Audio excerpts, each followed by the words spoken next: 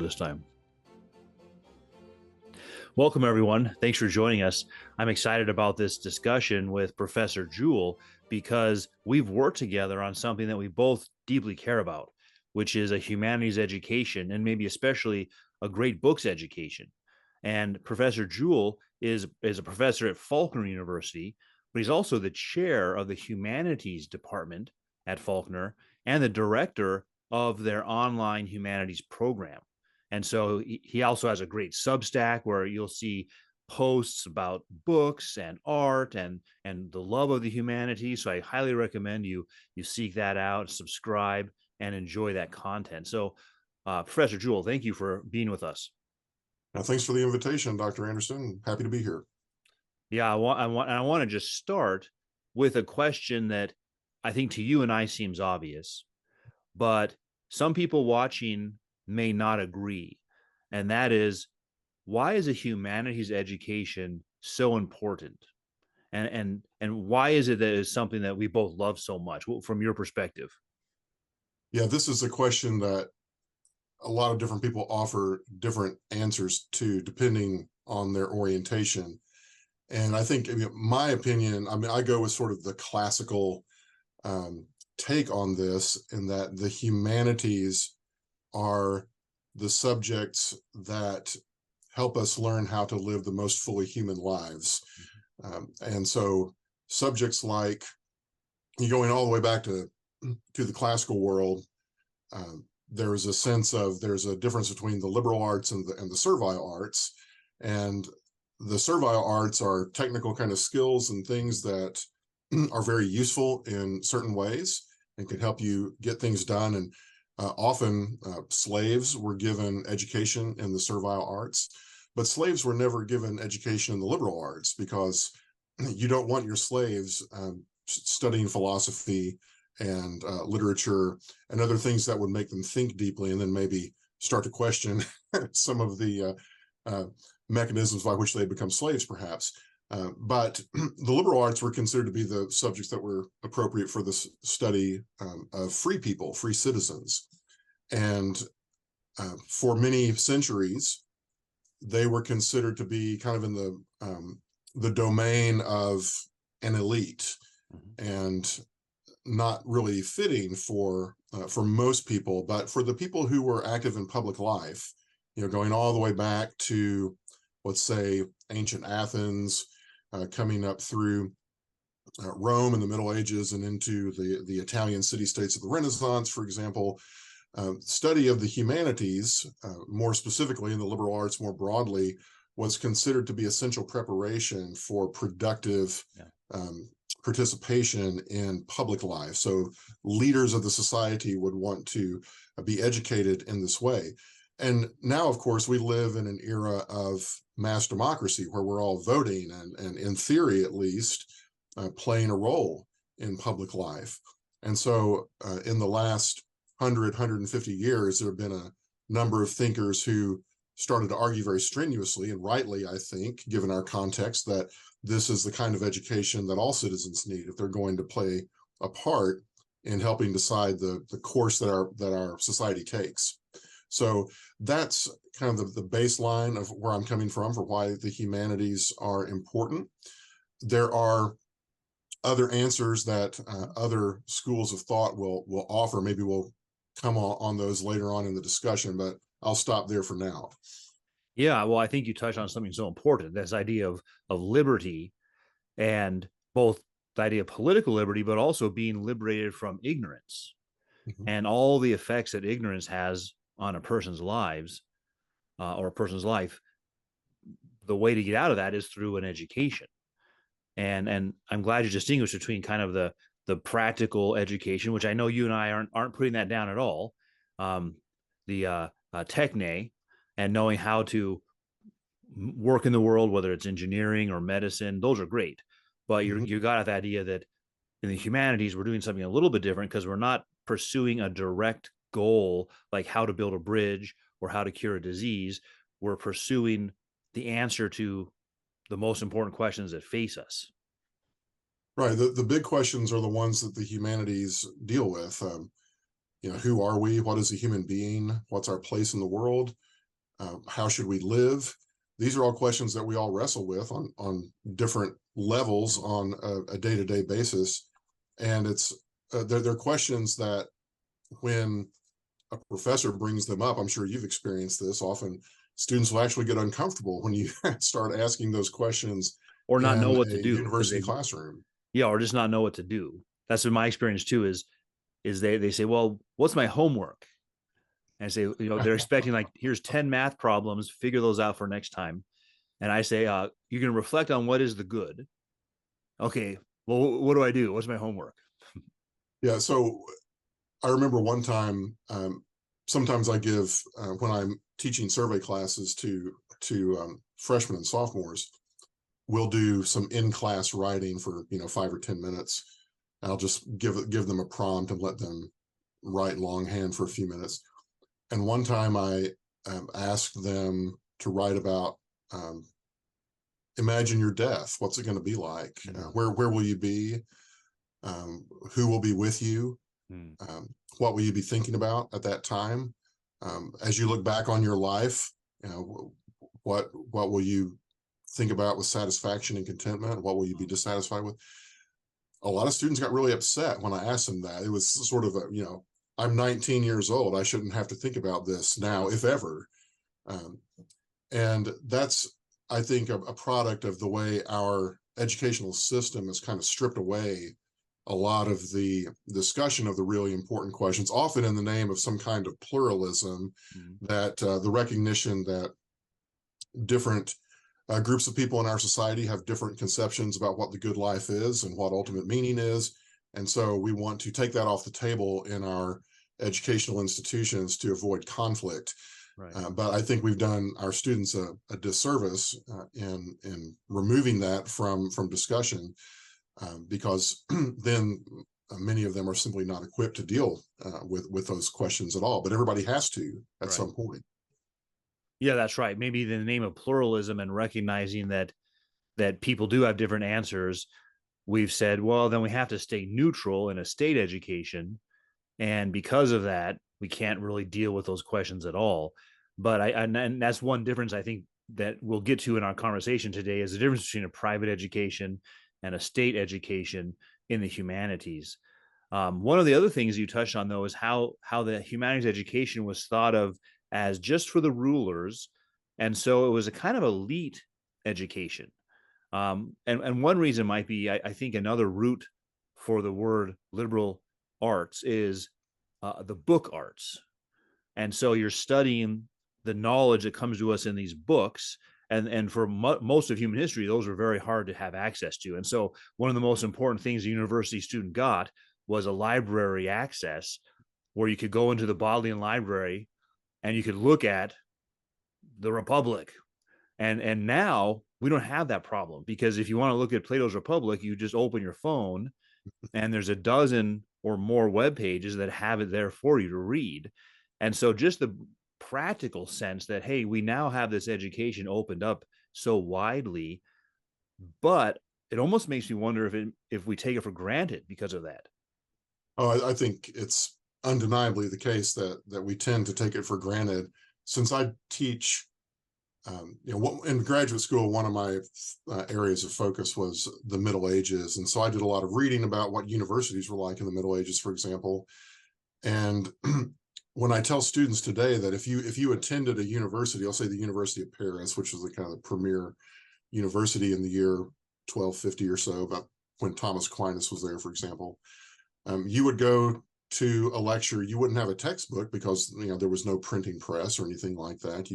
You'd come to class with paper, and the lecture would consist of the professor reading the textbook to you, and then adding his own gloss on that textbook. So the students would be essentially taking dictation. They're making their own copy of Aristotle's Ethics or whatever the text is that they're studying in that series.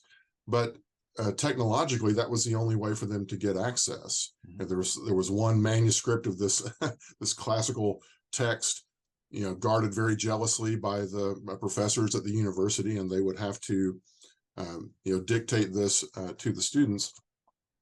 And it's not until, of course, the 15th, 16th centuries that you start seeing, because of the advent of the printing press, books becoming more widely available, but still very expensive. And as you said, the function of the library on the university campus is so important.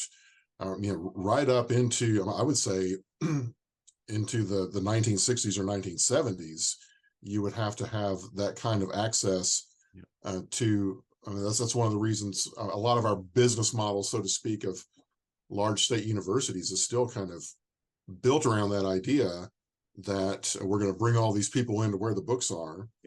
And we haven't fully transitioned out of that yet, given the state of things with the digitization of manuscripts and all that. Who knows where that's going to go in the foreseeable future. But I do encounter students now who sort of have the assumption that anything they need they can find online, which is not the case. Well, that's the thing, is that even now the academic books can be $300-400, so you still need access through university, because we can't afford those kind of books. But there's still a kind of a, I don't know if it's just a kind of facile techno optimism, or just they've never really encountered anything that would disabuse them of the notion. But a lot of students do think that all knowledge ought to be accessible to them readily and for free online. So I mean, that we're not there yet. I don't know if we ever will be, but of course I don't know how close we are in age. I might be a bit older than you, but I remember very clearly when I was in graduate school, mucking around in the archives was still a core kind of function of being a graduate student in the humanities. And I was trained primarily as a historian. So, of course, there was a lot of archival evidence that I had to go find when I was doing my research. But, of course, things are different now, and our methods of instruction, I think, need to adjust somewhat to reflect that reality. But I don't think I'll ever become a digital native. I'm always going to prefer the three-dimensional text in my hand, I think. Yeah, me too. There's something that the whole senses are brought into holding a book or being in a library. So I think I agree with you about that. One of the things that is interesting, just a side note, maybe you and I'll have to have a debate, because I mentioned the Bodleian Library, which is Oxford, of course, and you mentioned University of Paris. And so maybe we're setting ourselves up for a debate about which one of those came first, but that could be for another time. Well, I think certainly as far which came first, I don't remember the dates of the founding of each of those, but well, whenever you see a map of European universities, it'll have all the dates, but it generally leaves Oxford and Paris off. Doesn't tell you, because one of them came first, and one of them, they're both the oldest. And so maps won't settle the issue, because they know both of those universities have a stake in that. Well, I think the title of the oldest has to go to one of the Italian institutions. The University of Bologna is around 1180, and so that's usually considered to be the earliest, unless you count the medical school at Salerno, which some people will try to call a university, and that was even earlier. But yes, but I mentioned the University of Paris because it was the most prestigious one for the study of theology in the Middle Ages, which was, of course, the queen of the sciences, considered to be. Yeah, but I've spent time in the Bodleian and very much enjoyed it, especially the Duke Humphreys Library up on the third floor where they had the manuscripts. I had to it's amazing. I had to do some research up there back in the days before they had even put a lot of those texts on microfilm. There was a text there written by the guy that I was studying, and I had to pay the library to put it onto microfilm so that I could take it home with me, because they hadn't digitized it. Wow. And I had to pay their fee, and then they made a copy for themselves and one for me that I got to take with me. Yeah. But great experience being there in Oxford. Well, yeah, I think that's a lot of fun, and of course, I'm just being silly about those, but those are real debates that people get into and argue about and have a stake in. So let me ask a question about someone coming to the humanities and saying, okay, what you guys described, you seem to really like it, but I need a job, and I'm not going to shell out $40,000 to $60,000 to read old books that I could read on my own. And so what's the response to that? That kind of it's kind of a skeptical and also pragmatic argument, because I think the skeptical part comes in that the questions you guys ask in the humanities, no one knows the answers, and then on top of that, I need a job. So those two things combine to say I'm not going to become a humanities major. Hey, do you hear Yeah, that very often? And I do, and most students, and maybe even more so the parents than the students, since often it's the parents who are the ones writing the checks. exactly, yeah, They have this very kind of strong utilitarian slant towards their children's education, and they are wanting to see a kind of one-to-one relationship between the major the student selects and the career that he or she will step into immediately upon graduation. And so, of course, that means that the humanities are at a big disadvantage, because unless you are, let's say, if you want to be a high school history teacher, then you would major in history. So that's one obvious career route.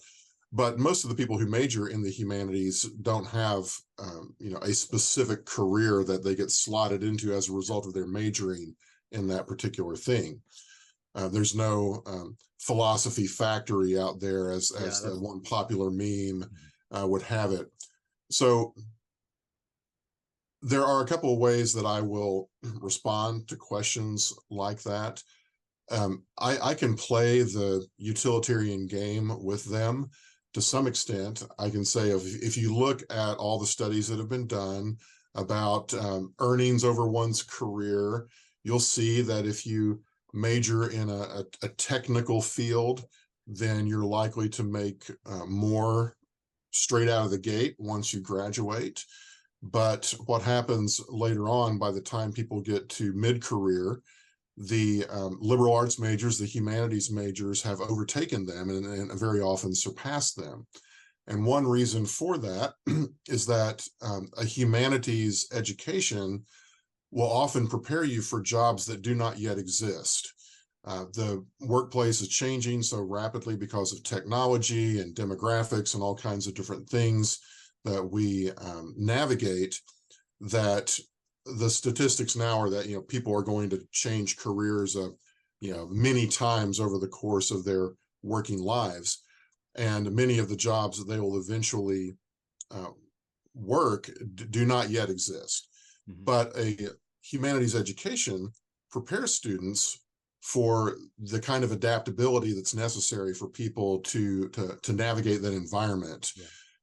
There are specific fields where a humanities education is particularly useful. Any kind of field that deals with texts, for example, if you are going into the study of law, if you want to go to law school after you graduate, or if you want to go into the ministry, for example, those are two very clear careers where the study of texts is central, and humanities majors deal with texts all the time and their interpretation. So there are certain kinds of careers that you might be predisposed towards as a humanities major, but I can point to a number of students who have come through my program, both at the undergraduate and at the graduate level, who are in all kinds of different careers now. And you wouldn't have necessarily thought that when they were a liberal arts major here as an undergraduate, for example, you would never have suspected that this student would end up running one of the biggest offices at the hospital at the University of Alabama at Birmingham.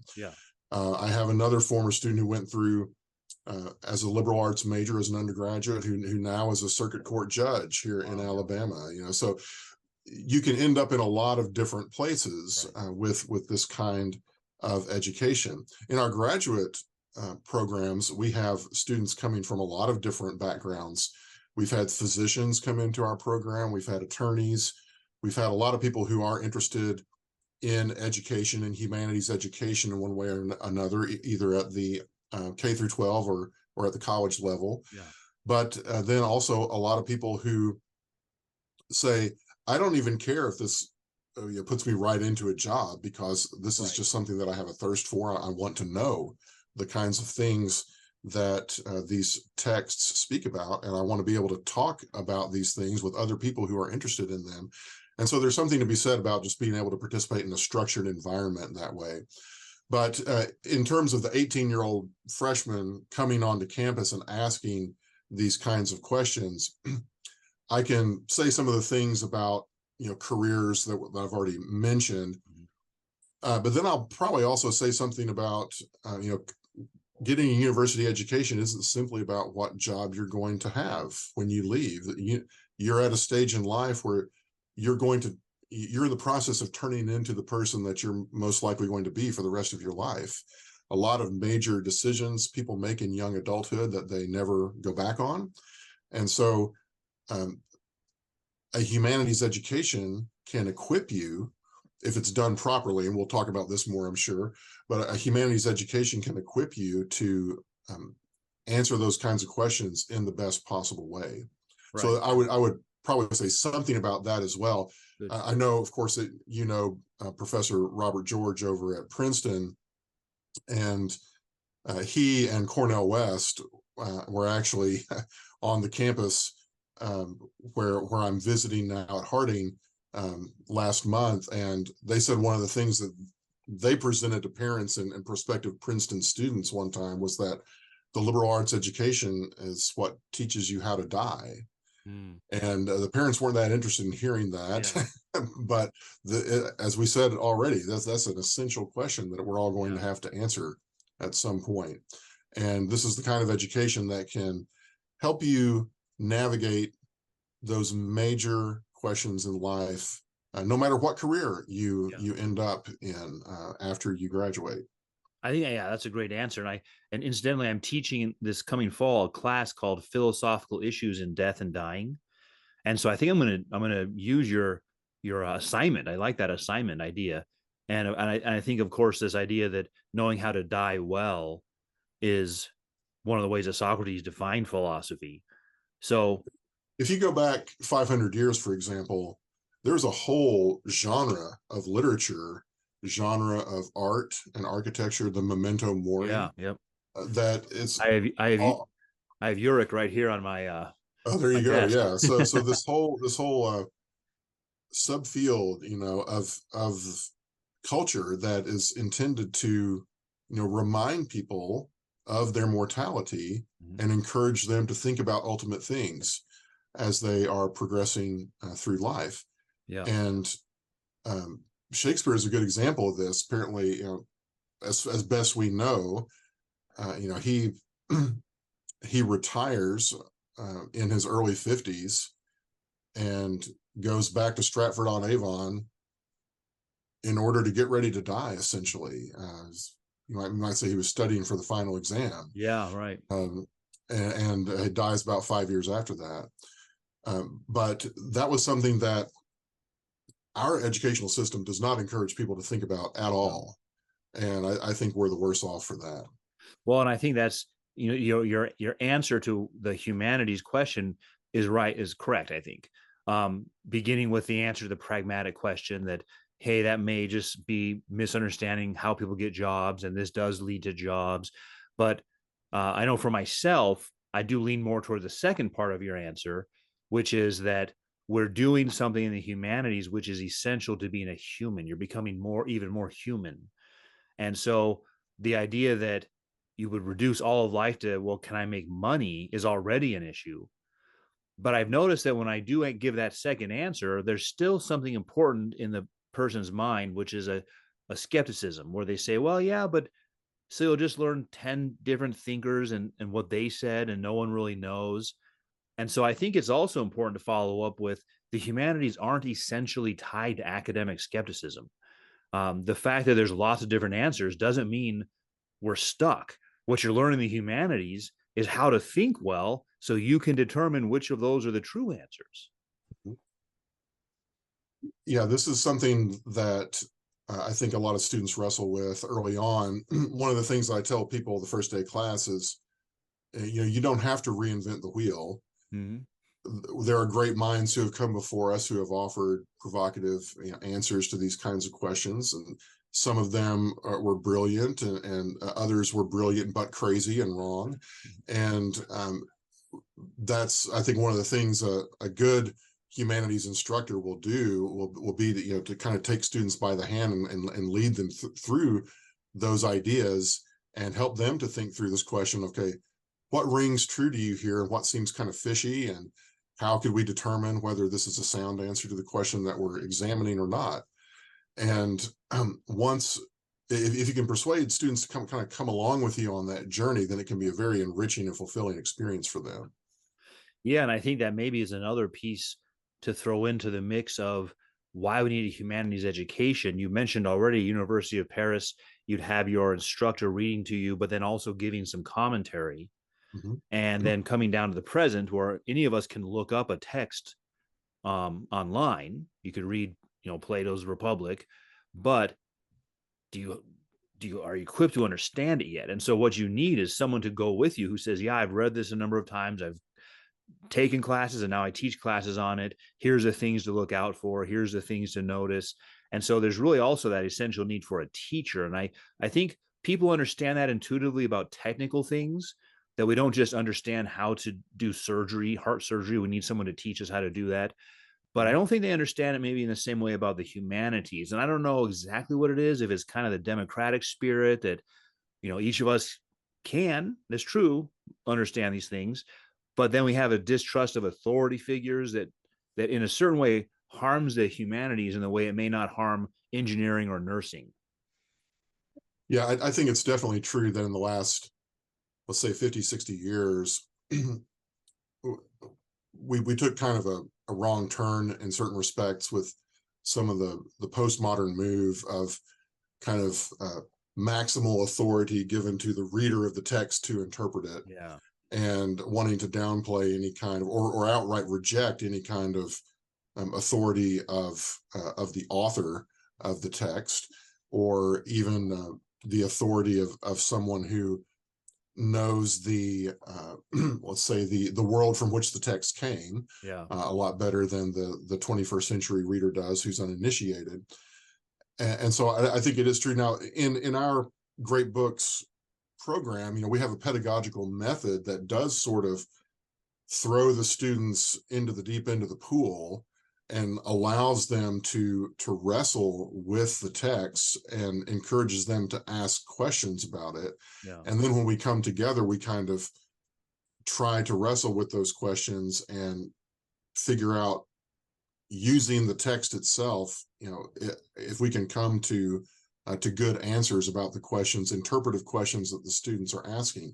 And sometimes that can happen without the authoritative professor figure kind of putting his thumb on the scales and saying, okay, you got to watch out for this when you read this. Sometimes the students, when they put their heads together, they can figure this out. Yeah.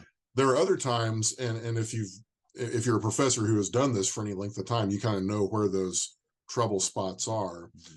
You're going to have to step in and say, now remember, when he uses this particular word, this is what he means. Right. Yeah. Or he can't mean what you're saying he means, because nobody ever said that until 500 years after. Yeah. Right. This guy was living.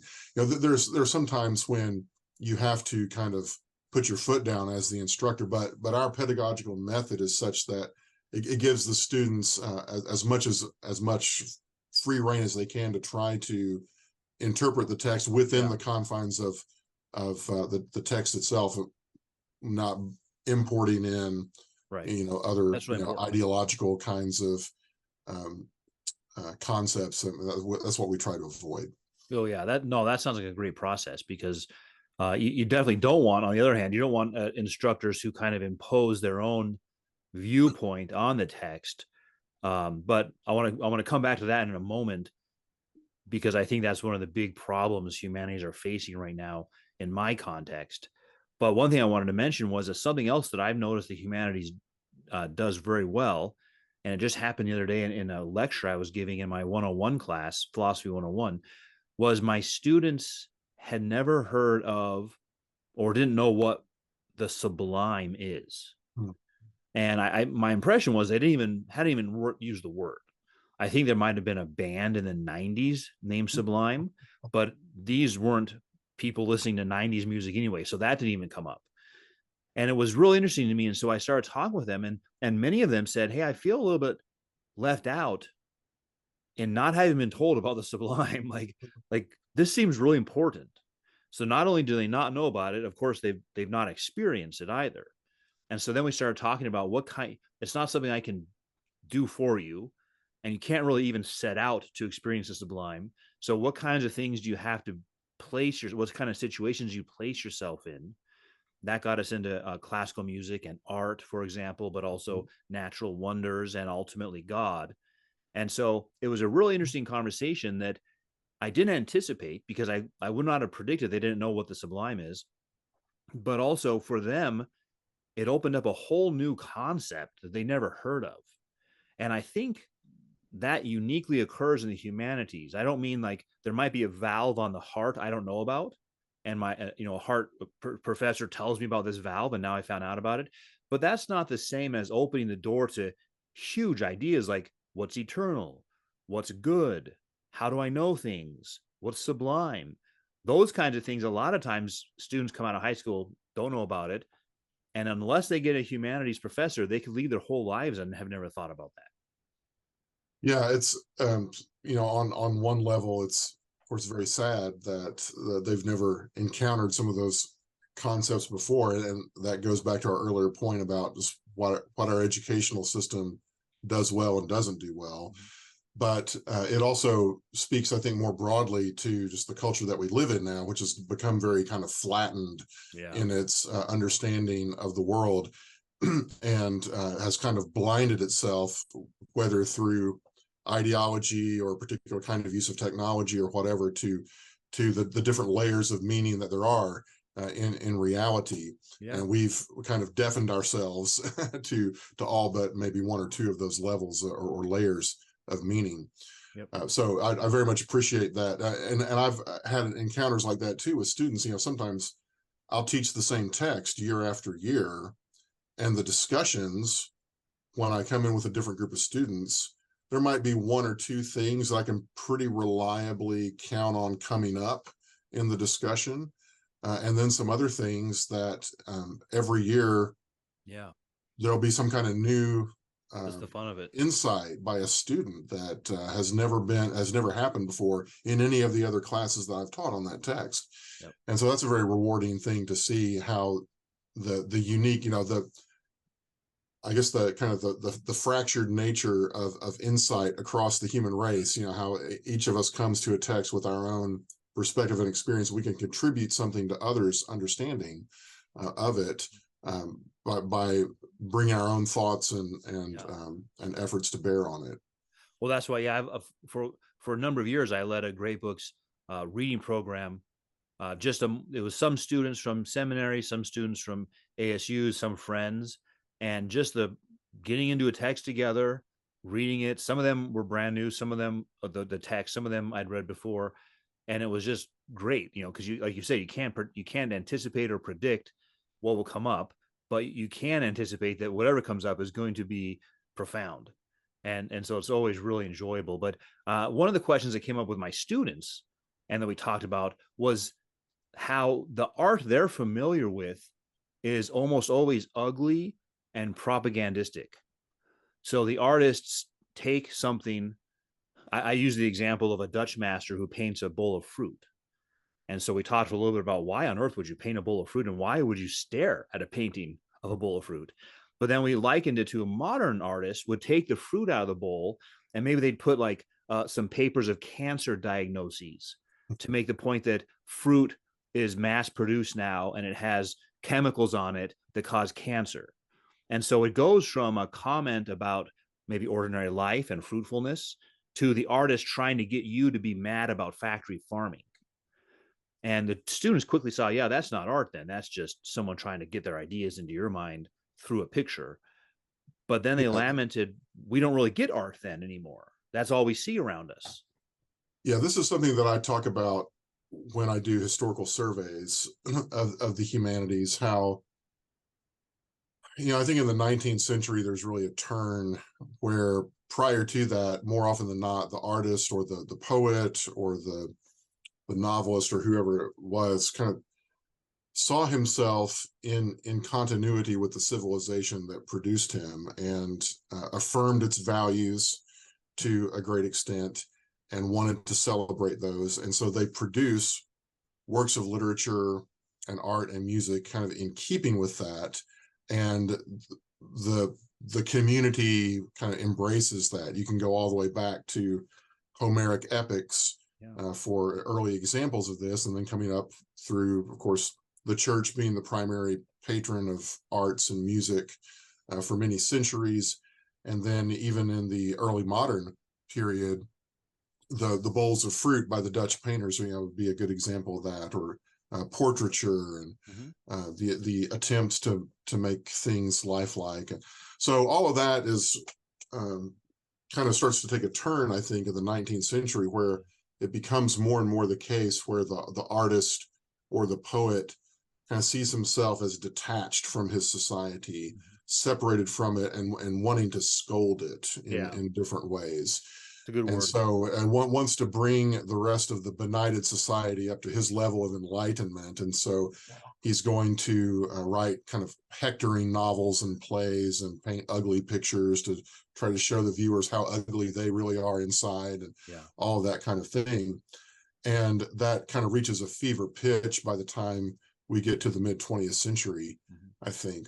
And unfortunately, this has become kind of entrenched in the academic study of the humanities at, I would say, the majority of institutions now, where you will find increasingly the professors and the practitioners of these disciplines kind of defining their discipline in this kind of activist terminology. That's the like right we're word. not really doing art unless we are scolding society and trying to enlighten it. We're not really doing we're not really writing worthwhile literature unless we're, quote unquote, trying to bring about some kind of social reform or making the world a better place, or what have you. And so there's it's part of what I would call it, kind of consider the overall kind of progressive orientation of just hatred of the past and the inheritance that we have received from our civilization. And that's very different from what would have been the norm for the vast majority of recorded history. And this is, I think, one reason why the humanities are so contentious now, because there's still very large numbers of people who don't want to be scolded that way and don't want to be subjected to courses and other kind of venues where they get lectured to about how terrible they are, or how terrible their ancestors are, what have you. And so we're in a situation now where those of us who embrace this vision of the humanities that we've been talking about for the last 30 minutes or so seem to be in the minority, and the people who are in control of the institutional levers of power either are just trying to redefine the humanities in terms of activism, and that's where their value lies, or their opponents, which say the humanities are worthless because they're just activism, and we need to get rid of them altogether, which is what you see happening in some parts, some states and some institutions. So we're in a tough spot right now, and I think the best that we can do is keep on holding out that flame of the classical vision of the humanities is helping us to lead the best lives we can. You might not change the world by studying these great works of literature and art, but you'll undoubtedly change yourself, and you'll become a better person and be better equipped to answer these big questions of life, like we've already said. Well, and resources like your Substack are great for that reason, because you put out articles about particular topics in the humanities that helps remind all the rest of us why that's so important, and to navigate those two extremes. I think you're 100% right. The advocacy activist extreme, and then the more business-like model that says, well, then I don't want my kids going to that, which is understandable, but they don't know there's another option. That's one thing I noticed also in that discussion I had with my students about the sublime, is that the art that supposedly tells us about reform or progress, or that presents us with what's ugly and repulsive to get us to hate our culture or our tradition, doesn't actually have a solution. Because one student said, well, isn't there a place for that? And I thought about it and said, yeah, there is a place for those things, because that's part of reality. But what you see is how superficial the artist's understanding of the problem is. Like, the problem is just that my neighbor makes more money than me, and that's not fair. It's not equitable. And so I have to fight to get more money. That's a really superficial problem compared to the deeper issues of existential meaning that we face. But then they also have no solution outside of government coercion. The way we'll make it equitable is we'll pass laws, and the government will enforce those laws on you through taxation or threats. And so the vision of life, even if you were to say there's some room for self-criticism, I think any professor would say, yeah, we need to criticize ourselves. But the vision that they give is so superficial and so simple that it's just not compelling either. Yeah, it's a lot easier to tear down than it is to build. I mean, we've known this for a long time. And I think that sort of the default, I mean, if I had $1 for every time I saw in print or heard somebody, spoken, the phrase late capitalism, I think I would be very well off by this point.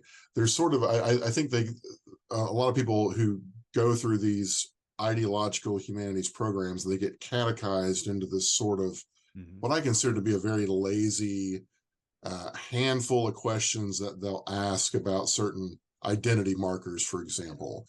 And they think they have the secret decoder ring that will unlock, the hidden meaning of, the Great Cathedral is really just a mechanism for this upper class to oppress normal people. And so they have this filter.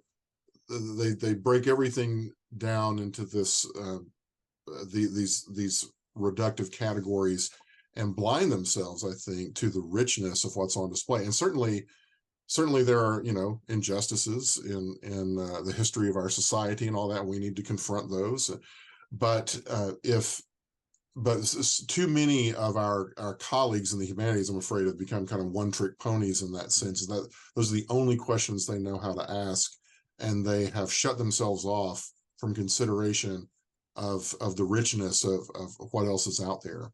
That's one of the reasons I really do appreciate the project of Mortimer Adler when he did his Great Books of the Western World series that he got Britannica to publish back in the 50s. Yeah.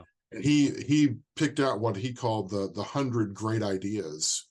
And yeah, sure, some of these kinds of questions that our ideological colleagues like to ask are in those 100 great ideas, but there are a lot of other ones too that we all all you have to do is look at the list to know, like, yeah, these are fundamental things that we need to get a handle on. And that was a very democratic, boil it all down to politics and exercise of power. Exactly. Yeah. Sorry to cut you out there, but I was just going to add that his project was very democratic in the sense that I've got them out there. Here's the great books. That was actually probably the beginning of my journey in high school in the humanities. Was I started asking these kinds of questions. I didn't know about the great books, and a friend of mine were in the library, and he said, "Hey, you should check this series out." And I don't know why, but I picked out Freud and Aquinas. I'm not sure how high school Anderson picked out those two, but ever since then, I really appreciate his series, because the idea behind the series was everyone can and should read these. I don't think it's a comment that we don't need professors, but just this idea that, yeah, here's these books that really present us with the very important ideas that we should all wrestle with. And I think you're right that I like the word you used. This other view is reductionistic. Everything is oppression, economic, and the oppressed. And so you can talk about anything in history. I remember having a conversation with a colleague about this, who said, we're not Marxists, but we just think of all of history as economic oppression. I was like, well, I think that's like the second sentence of the Communist Manifesto. Like, there's more to life than that, because the truth of the matter is, maybe oppression is a big deal, but as a Christian, I think the oppression we should be focused on is the oppression of sin, which is not reducible to an economic category. and slavery and bondage to sin is a significant problem. So that helps us also, I think, refocus this idea of privilege, because privilege is also reduced to just economic privilege. But the things that you and I are talking about, I believe, are a greater privilege. I'd rather have access to these ideas than have access to money. And ultimately, I think the greatest privilege is having been told the gospel. And again, that's not reducible to money. And so the kinds of things that are privileged aren't even brought up, the correct things, and everything is just economic and material. Yeah, so yeah, you just said there at the end, I mean, this moving out of the materialistic framework of considering everything, and which is what so many of our students have been kind of encouraged to do all throughout their lives. And we've seen this in the survey data coming out in recent years about how more young people than ever before list money as a top priority, and they have, the number of people who have say that faith or marriage and having children are significant, that those have dropped a lot. And sure, some of it is Hollywood and kind of some malign influences coming from places like that, but it's also kind of embedded in our educational curriculum. And when you say we can't talk about virtue, and we can't talk about faith, and we can't talk about all these other things that are kind of like ultimate meaning, or if we do, we have to be skeptical about them. Yeah, then what do you then what are these kids going to be left with, by the time they graduate high school or graduate from a university? So of course it's a great blessing for me that I teach at a Christian institution, and so that those questions are not off the table. I can bring them up at any time. And not all of my students are Christians. They have various different persuasions, politically and philosophically and all that, but there is kind of a common vocabulary that we can develop together to talk about those things that's present in the great books, and that the majority of the students have some inkling of coming from their faith backgrounds. So it's a very enriching experience to be able to have discussions with these, and I work mostly with graduate students now, so I'm talking to mature adults who have some life experience under their belt, and they're all bringing different insights to the table when we talk about these texts that then give us kind of insights into some of these ultimate questions. Yeah, and that probably does make a big difference too. I know it does, my experience as well, talking to someone who's had life experience versus someone who just out of high school and has been told their whole life, you live in the worst country on earth with the most reprehensible history on earth, and your best hope is to, if you have privilege, give it up, and if you don't have privilege, to learn how to be an advocate for economic change. And so for me, I'm always somewhat stunned, because I think you still have to read some of the great books in high schools, public high schools. I mean, I went to public high school, and that's where, I mean, some of the most impactful things in my high school education was going over first Romeo and Juliet in 9th grade, and then Hamlet in 11th grade. One of the books that I'm going to mention that I don't hear much about anymore is The Once and Future King. Do you guys cover that one? It's not assigned. But it's familiar to the faculty, certainly, and to some of the students. I'm asking just because of the popularity of things like Lord of the Rings. Yeah, that's true. And T.H. White, I'm just thinking back to that book, and that was written in the 30s, I believe. And I think a lot of our students today would probably wrestle with that text, because he presents a lot of terminology and ideas there that he just kind of throws out, assuming that his readers are going to be familiar with them. And I think a lot of our people are not today. Yeah, I just mentioned that was a high school. For me, that was a 10th grade high school book. Yeah, I just think, I remember reading excerpts from The Once and Future King when I was in high school. But I remember when there's a place where Merlin is happy with something that Arthur did. And so he said, the text is, he said the nunc dimittis. And, and I thought, wow, none of my students would probably know what that is unless they had gone to a classical school for their high school. So we have a lot of recovery work to do these days. but there are signs of hope in a lot of places, and I'm very grateful for how successful the classical education movement has been. Yeah. And we're seeing a lot of school choice legislation in a number of different states. Alabama just passed school choice legislation Yeah, we've in got this that here in legislative Arizona. session. Up in Arkansas, where I'm spending part of my time now, they passed similar legislation last year, and it's rolling out in stages now. So I think we're going to see a lot more of those kinds of institutions and students getting that opportunity to get the kind of education that that we got to a greater extent when we were growing up, I think. And so I do have hope that we might be turning a corner in certain respects there. Maybe it's going to get worse in the broader culture before it gets better, but of course, hope is one of the Christian virtues, so we're going to hang on to that. Yeah, that's another question I asked my students was, what are the 4 pagan virtues and what are the 3 Christian virtues? And someone guessed hope. I think out of the 7 of them, someone got that one, but that was about it. So that's interesting. I said, what do you guys think about this? That you've gotten to this age of life and you don't know any of these virtues? That seems pretty fundamental, but it's interesting because I think the advocacy you and I were talking about, which has really shapes most state universities now, and thankfully it's become a national discussion because of things like what we saw these 3 presidents before the government, the Congress last November, being quizzed, and this kind of pushes this out to be a national discussion about this advocacy approach to education. But the only virtue is this vision of equity, which is merely economic. Yeah, none of the other virtues are brought up. The extent to which egalitarianism, dominates. I mean, and there's different facets of that. There's kind of the old school welfare state folks who are focused on the economics, but then the DEI people, which was what we saw on display there with the congressional hearings. That's kind of a different animal in certain respects, but both of those camps are kind of, I think if you ask them, they would say, they would call themselves egalitarians, and they would see that as being their primary project, as some kind of leveling.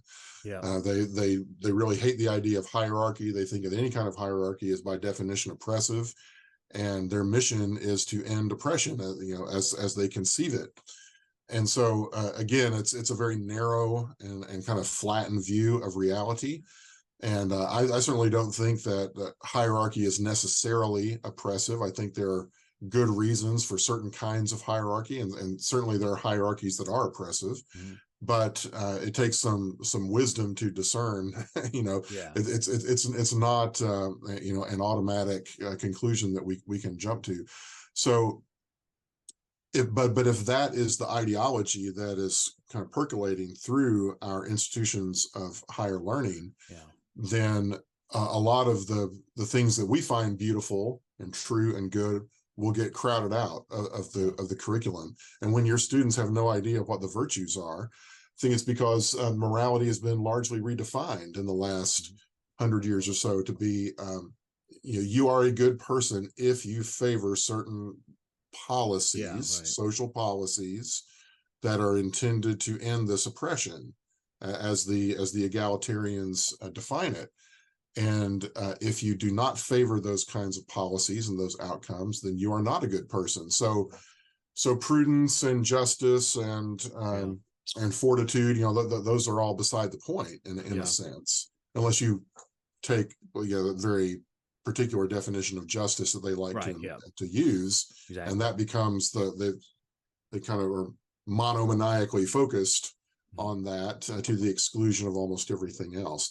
So that's a pitfall of what many of the great conservative thinkers of the last couple hundred years would have called kind of ideological thinking that is not what we want to be perpetuating in the academy if we know what we're doing. Exactly. Well, even internal, its own internal structure involves these self-contradictions, because on the one hand, the 1%ers are the worst people on earth, but on the other hand, if you had more money, you'd be a better person. Well, wait a minute. Poverty is what makes you do all the bad things you do. So the 1%ers should be the best people on earth then. on that line of thinking. So I've been the last couple of years I've been rereading Solzhenitsyn, and it's interesting to see it's a very similar sort of thing where, like you said, there's a dislike of hierarchies, except for the right kind, which are pushing for social justice, except for not applied to the leaders. And so it's a picture that I hope doesn't ever happen again, but Yeah. it feels sometimes very real still. Yeah, you would never hear any of these folks that were hauled in front of Congress last fall, um, give any serious reflection to the kind of hierarchy that exists in our society, in which the graduates of their institutions are all sitting at the top, Yeah. of the political class. And that's certainly a hierarchy that has had a number of negative effects in our society. So yeah, there are a lot of double standards out there, as you point out. Yeah, but let me finish up. You mentioned three words that I think are a great way to finish up our conversation: truth, beauty, and goodness. And perhaps if we had to summarize the humanities, it would be to say that we're learning about that there really is truth, and there really is beauty, and there really is goodness, and we're better people for knowing those things. Yeah, I agree with that 100%. And we can, see that, certainly in the scriptures. For those of us who are Christians, we see all those things affirmed, and that they find their ultimate expression in God. But even the pagans recognized these transcendentals as well. Of course, Plato most famously writes about them, but those are the pillars of our civilization's intellectual tradition, the pursuit of truth, beauty, and goodness. And that's why we have universities. Universities were established to enable people to pursue those things. And it's kind of a bad cosmic joke in a way that now those same institutions of higher learning, the people who are running them often deny that such things exist, and that there are no transcendentals, that everything is relative, everything is a power play with the language that we use. Yeah. And so there's a lot of reforms that need to happen, certainly, and we have a long way to go in a lot of ways. But I think we have the truth on our side in that sense, and so that's a powerful weapon to wield in the intellectual battles that we have to fight. Yeah, well, and I think that thank you for joining us to talk about this. And I think what you guys are doing at Faulkner and what you're doing on places like your Substack is a big part of recapturing and reteaching about those important ideas. So thank you for your time today, and thank you for your work. Thank you very much. I enjoyed the conversation.